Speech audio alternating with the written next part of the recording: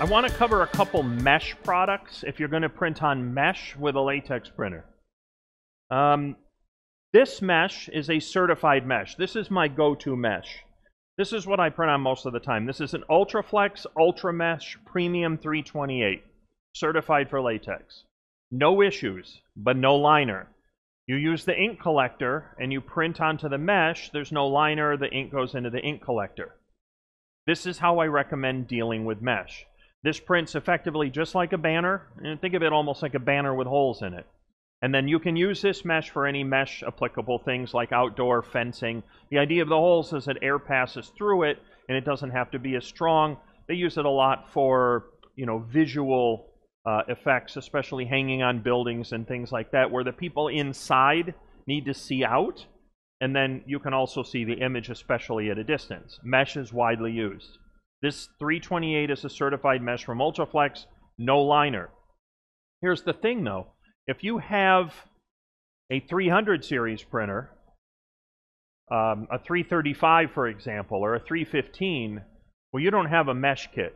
You don't have the ink collector. If you were to print on that mesh, it's going to go all over your platen. In that case, you need a liner. And a linered mesh has some different expectations. Here's what to look for. When you're printing with a linered mesh, the liner absorbs the ink. However, there's always been notorious issues with all linered meshes where one of several things happens. One is the liner separates from the mesh, either because it doesn't adhere to it that well or it's old, and while you're printing, the liner is being held on by the vacuum, but the mesh is actually coming off it. That rarely works. Usually what you end up with there is a nasty head strike, because they're separating from one another, and you don't want that to occur. The second thing that may happen is if you have too much heat and the liner stays on, it may bond to the mesh in a way that when you try to pull them apart, they don't want to come apart. And you end up with all these tearing these little pieces. And that's not good either. So what you want to do usually when I'm running a mesh with a liner is I'm going to run it slow, I'm going to run it at lower temperatures, and I'm going to control how much ink is on here. In this case, this is a product from Halide. It's a Chinese manufacturer.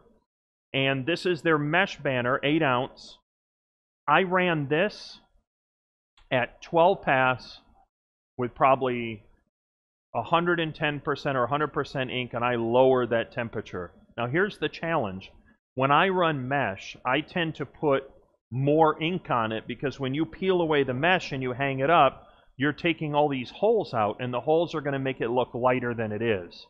So usually with things like window perf and mesh, when you have a hold substance, substrate, I tend to want to put more ink down. I want to put 150% ink on this if I can. But then you got to keep in mind, because you don't want the liner to bond to the mesh, you have to lower the temperature.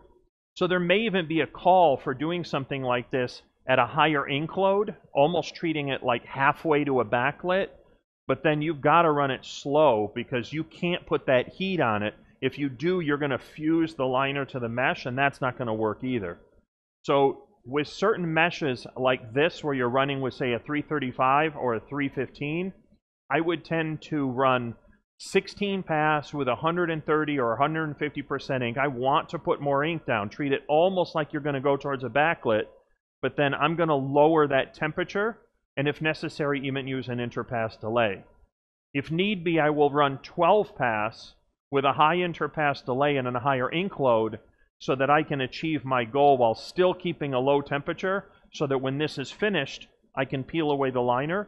I got a nice rich ink load, but it also doesn't stick to the mesh. Okay, just some things to consider about linered mesh. If you can, and you have a 365 or a 500, this unlinered 328, no liner. Definitely make your life easier. But otherwise, I would definitely consider slow. If you need to, put some extra ink on it, and you want to be careful that you don't either separate the liner or bond the liner. Both of those are undesirable. And if you separate the liner, you'll know what I mean, because it makes it almost impossible to get through the printer.